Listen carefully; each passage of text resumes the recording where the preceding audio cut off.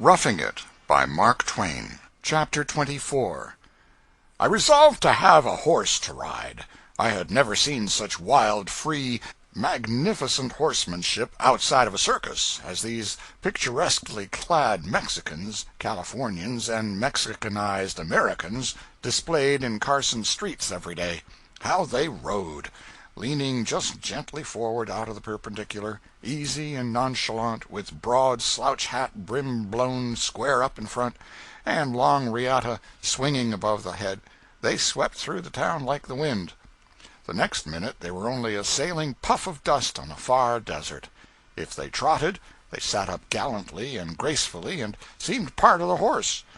Did not go jiggering up and down after the silly Miss Nancy fashion of the riding schools. I had quickly learned to tell a horse from a cow, and was full of anxiety to learn more. I was resolved to buy a horse. While the thought was rankling in my mind, the auctioneer came scurrying through the plaza on a black beast that had as many humps and corners on him as a dromedary, and was necessarily uncomely. But he was going at 22, horse, saddle, and bridle at $22, gentlemen, and I could hardly resist. A man whom I did not know, he turned out to be the auctioneer's brother, noticed the wistful look in my eye, and observed that that was a very remarkable horse to be going at such a price, and added that the saddle alone was worth the money. It was a Spanish saddle, with ponderous tapidaros, and furnished with the ungainly sole leather covering with the unspellable name. I said I had half a notion to bid. Then this keen-eyed person appeared to me to be taking my measure, but I dismissed the suspicion when he spoke, for his manner was full of guileless candor and truthfulness. Said he, "I know that horse, know him well.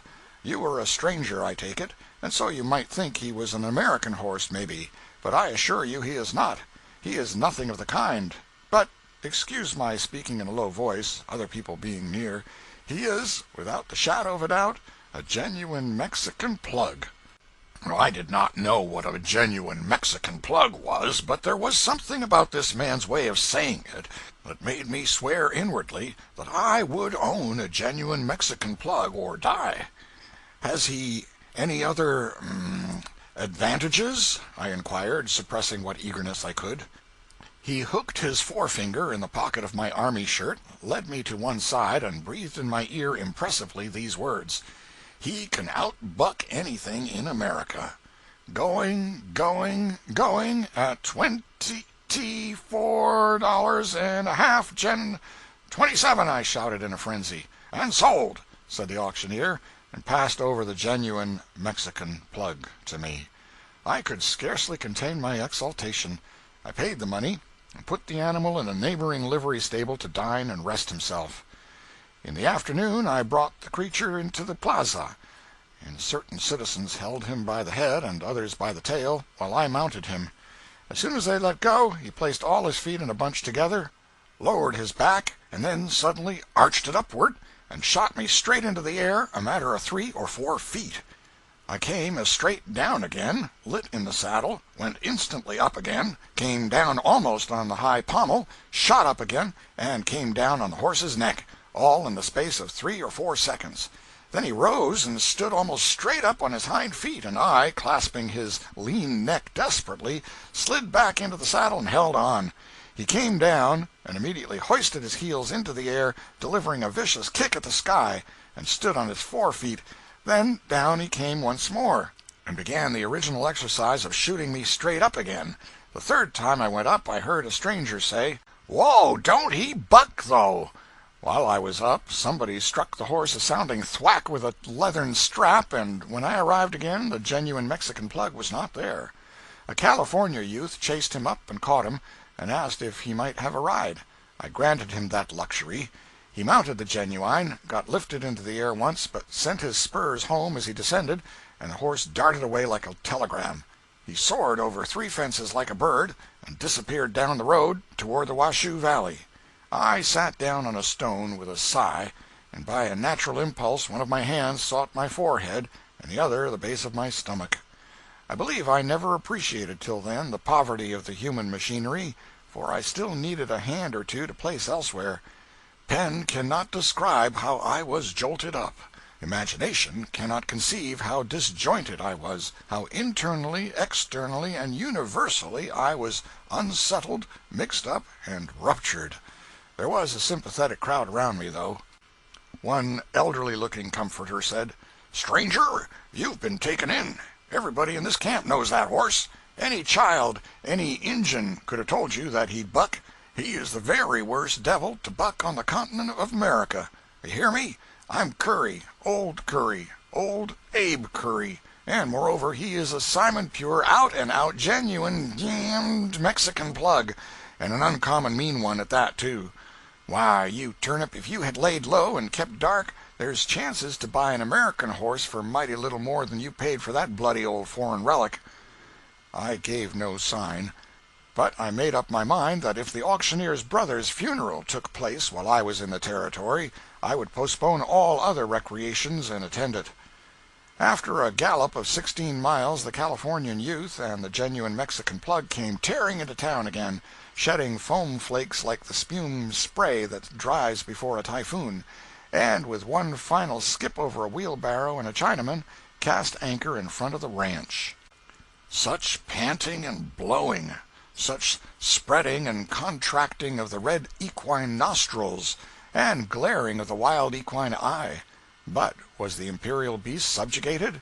Indeed he was not. His lordship, the Speaker of the House, thought he was, and mounted him to go down to the Capitol.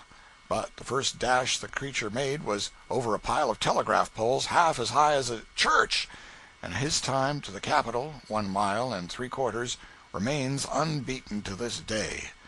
But then he took an advantage. He left out the mile, and only did the 3/4. That is to say, he made a straight cut across lots, preferring fences and ditches to a crooked road, and when the Speaker got to the Capitol, he said he had been in the air so much he felt as if he had made the trip on a comet. In the evening the Speaker came home afoot for exercise, and got the Genuine towed back behind a quartz wagon. The next day I loaned the animal to the Clerk of the House to go down to the Dana silver mine, 6 miles, and he walked back for exercise, and got the horse towed.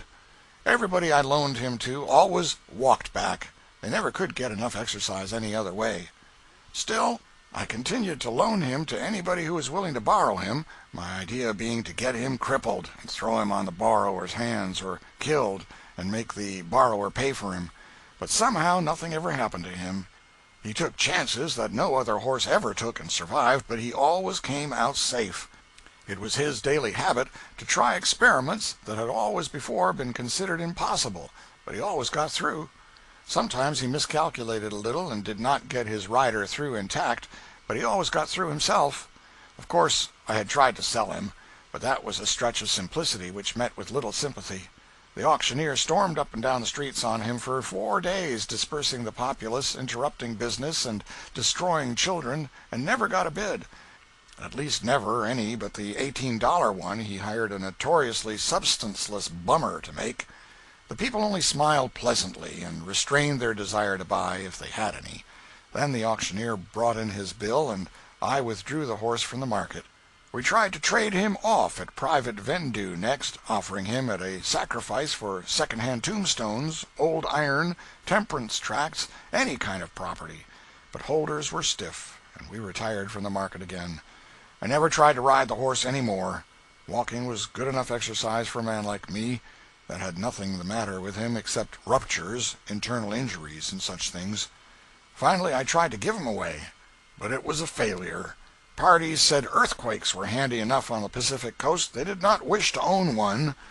As a last resort I offered him to the governor for the use of the brigade. His face lit up eagerly at first, but toned down again, and he said the thing would be too palpable. Just then the livery stable man brought in his bill for 6 weeks' keeping. Stall room for the horse, $15. Hay for the horse, $250. The genuine Mexican plug had eaten a ton of the article, and the man said he would have eaten 100 if he had let him. I will remark here, in all seriousness, that the regular price of hay during that year and a part of the next was really $250 a ton. During a part of the previous year it had sold at $500 a ton, in gold, and during the winter before that there was a scarcity of the article that in several instances small quantities had brought $800 a ton in coin. The consequence might be guessed without my telling it. People turned their stock loose to starve, and before the spring arrived Carson and Eagle Valleys were almost literally carpeted with their carcasses. Any old settler there will verify these statements. I managed to pay the livery bill, and that same day I gave the genuine Mexican plug to a passing Arkansas emigrant whom fortune delivered into my hand. If this ever meets his eye, he will doubtless remember the donation. Now, whoever has had the luck to ride a real Mexican plug will recognize the animal depicted in this chapter and hardly consider him exaggerated, but the uninitiated will feel justified in regarding his portrait as a fancy sketch, perhaps. End of chapter 24.